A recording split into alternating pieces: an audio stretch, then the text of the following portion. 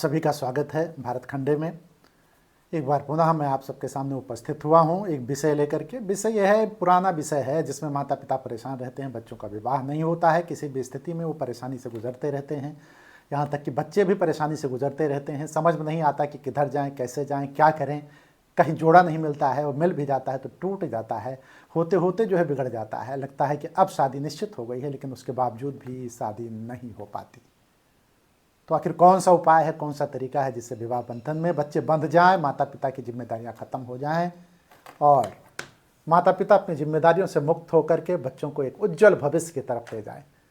तो आज एक उपाय मैं लेके आया हूँ, सशक्त रेमेडी है और बहुत अच्छी रेमेडी है। इस रेमेडी को करने के बाद मैं दावा करता हूँ इस बात का कि 1 हफ्ते के अंदर, 3 दिन के अंदर, 2 दिन के अंदर विवाह बंधन में बच्चे बन जाएंगे।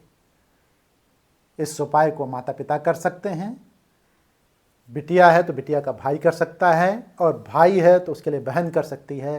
कहने का मतलब ब्लड रिलेशन में नज़दीकी एक कुटुंब के लोग जो आते हैं वो एक दूसरे के लिए कर सकते हैं, और स्वयं अगर बच्चे करें तो ज़्यादा अच्छा है, बेहतर है। ये उपाय क्या है? ये उपाय है पीसी हल्दी का उपाय है और लौंग का उपाय है। इस उपाय से बहुतों को भला हुआ है और आप ये जाने जो है कि बहुतों ने शादी बंधन में बंध करके अपने उज्ज्वल भविष्य की तरफ की यात्रा शुरू किया है। तो फिर माता पिता को परेशान होने की ज़रूरत नहीं है। बच्चों के विवाह को लेकर के उनकी जिम्मेदारियां खत्म होने जा रही हैं, वो अपनी जिम्मेदारियों से मुक्त होने जा रहे हैं। 1 हफ्ते 3 दिन के अंदर ही विवाह बंधन में बच्चा बच्ची का कोई न कोई प्रस्ताव आएगा और समय निश्चित हो जाएगा कि विवाह बंधन में बनना है। सबसे पहले वीडियो को स्टार्ट करने के लिए मैं उपाय पे आता हूँ। उपाय क्या है? पिसी हल्दी लेंगे आप, और पिसी हल्दी कटोरी में लेंगे। बहुत नहीं लेना है कि कटोरी पूरी फुल कर लें, 1 चम्मच लेना है सिर्फ। 1 चम्मच पिसी हल्दी एक कटोरी में आप रख लें।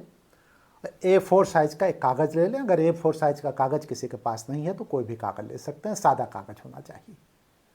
और सादा कागज़ लेने के बाद जो है कागज़ ले करके एक लाल कलम भी आपको लेना है। लाल कलम का अर्थ हुआ चाहे आप पेन ले लें, चाहे आप स्केच पेन ले लें, कोई भी चीज़ हो, लेकिन शर्त यह है कि लाल होना चाहिए। तो लाल कलम आप ले लेंगे। लाल कलम के साथ कागज़ जो है उस कागज़ को उसी जगह पे सुबह के समय पर करना है, ध्यान रखना। स्नान ध्यान करने के बाद सुबह के समय पवित्र होकर के पवित्र मन से, अगर लड़का लड़की कर रहे हैं तो वो, और लड़का लड़की के निमित्त अगर किया जा रहा है तो माता पिता, सुबह के समय उठ करके स्नान ध्यान करने के बाद कागज़, ये चीज़ें ले लेंगे। और पिसी हल्दी, एक सफ़ेद कागज़, एक लाल कलम। बहुत छोटा उपाय है, इसमें पैसे भी नहीं लगते हैं कि बहुत पैसे लगने हों।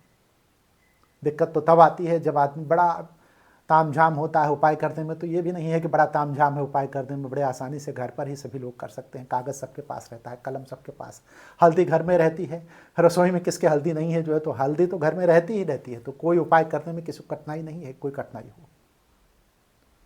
तो अभी क्या करना है कि कागज़ को आप ले लें, और कागज़ को, आपके घर पर मंदिर तो ज़रूर होगा ना, और अगर मंदिर नहीं है तो पूरब दिशा की तरफ आप बैठ जाएँ, पवित्र करके उस जगह को, आसनी बिछा करके, ज़मीन पर मत बैठिएगा।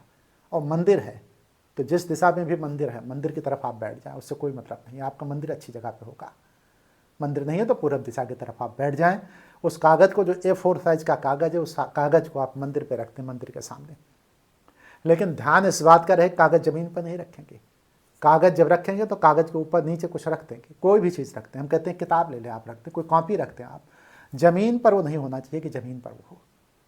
अब ज़मीन पर जब आप नहीं रखेंगे, उसके ऊपर कागज़ रख देंगे किसी चीज़ के रखने के बाद, तो उसी पर कागज़ पे आप लिखेंगे, सादे कागज़ पर 9 की संख्या, 9 पूर्णांक है। इस पर ज़्यादा जोर में नहीं दूंगा क्या है कैसे है, सिर्फ आप जो है इसको समझें और इसको करें। 9 लिखेंगे आप, और 9 के नीचे आप लिखेंगे उसी लाल कलम से, स्केच पेन या कलम से, ओम शुभ मंगलम। क्या लिखेंगे? ओम ओम शुभ मंगलम, ये लिखेंगे आप। तो ओम शुभ मंगलम लिखने के बाद जो है आप क्या करेंगे कि कागज़ जो आपका रखा हुआ है उसी के ऊपर कटोरी में जो आपने सिंदूर रखा था, उस कटोरी से एक चुटकी भर सिंदूर लेकर के उस पर आप रख देंगे। लवंग लेना है, 1 लवंग जो है आप उसको लेकर के उसी पे रख देंगे। तो 2 चीज़ हो गई।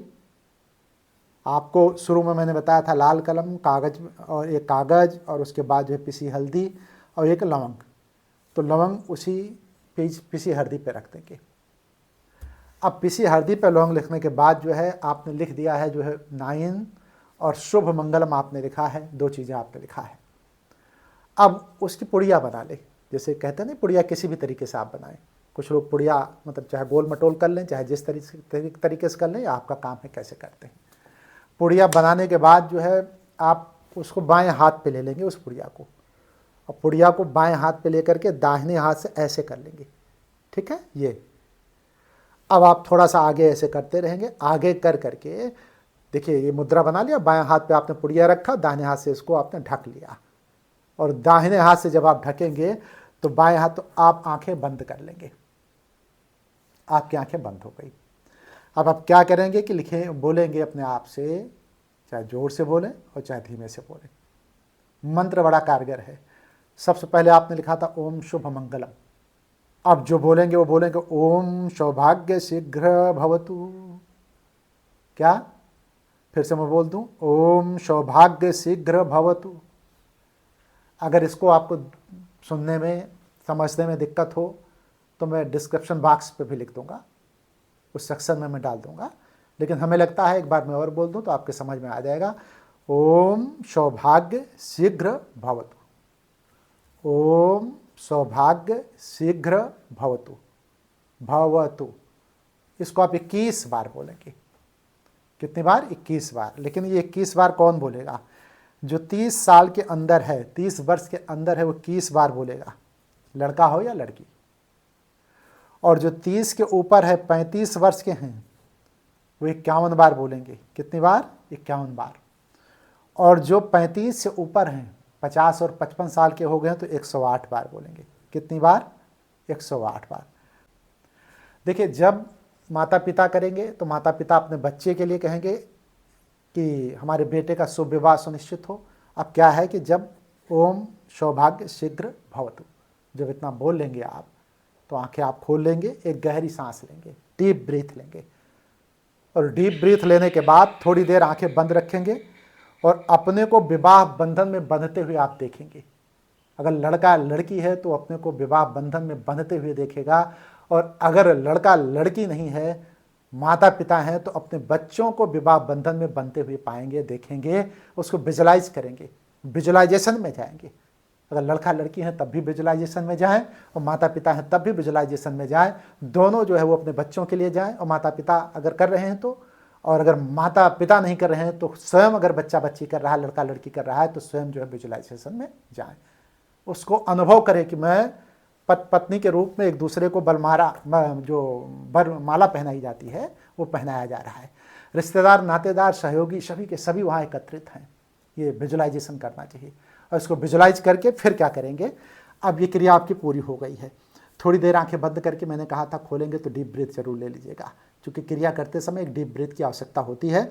इस पुड़िया को, जो पुड़िया है, इसका क्या करेंगे, इस पुड़िया को आप क्या करेंगे कि इस पुड़िया को अपने बिस्तर के नीचे आप रख देंगे। बिस्तर के नीचे किसके? लड़का लड़की के बिस्तर के नीचे। लेकिन यहाँ एक चीज़ और ध्यान दें कि यदि लड़का लड़की बाहर हैं, पता है कि कहीं किसी दूसरे शहर में रह रहे हैं, सर्विस कर रहे हैं, किसी भी स्थिति में है, तो वहाँ पर क्या करेंगे कि ये जिस बिस्तर पर लड़का लड़की सोते हैं, उस बिस्तर के नीचे इसको रख देंगे। और मान लीजिए उस बिस्तर पे कोई और सो रहा है, तो किसी अलमारी में ऐसी जगह पे रखेंगे जहाँ उनके कपड़ों के बीच में रख देंगे। जैसे बच्चा बच्चे कोई कपड़ा, टी शर्ट, शर्ट, कुछ भी, कोई भी कपड़ा घर में जो छूटा है, उस कपड़े को साफ सुथरा करके उसी कपड़े के बीच में अलमारी में रख देंगे। जब तक विवाह बंधन में बेटा या बेटी बंध नहीं जाते हैं, तब तक इस कपड़े के बीच में उस पुड़िया को रखे रहेंगे, और पुड़िया वहीं पर रहेगा। इस तरीके से क्रिया आपकी पूरी हो जाएगी। और यह निश्चित तौर पर मैं कहता हूँ कि इस क्रिया को करने के बाद विवाह बंधन में बंधना ही बंधना है, कोई दो राय नहीं, विवाह बंधन में ना बंधे। ये क्रिया बहुत ही अजब गजब है। ये लोगों को प्रभावित करती है, और इतना प्रभावित करती है कि यूनिवर्स का रिदम बना देती है। यूनिवर्स का रिदम बना करके चीज़ें अच्छी कर देती हैं, और अच्छे करने के साथ साथ बच्चों का विवाह हो जाता है, माता पिता की परेशानी खत्म हो जाती है, मन का द्वंद्व खत्म हो जाता है, चिंता और साथ अगर एंजाइटी है विवाह की वजह से तो वो भी खत्म हो जाता है। तो हमें लगता है कि रेमेडी पूरी हुई, और रेमेडी बहुत ही दमदार है। कोई चीज़ समझ में ना आई हो तो कमेंट बॉक्स में आप पूछ सकते हैं, और मैं यही कहूँगा कि आप इस रेमेडी को करें और विवाह बंधन में बंधे। निश्चित तौर पे महादेव आपका कल्याण करेंगे। मैं भी आप लोगों के लिए महादेव से प्रार्थना करूंगा और आपसे कहूंगा हर हर महादेव।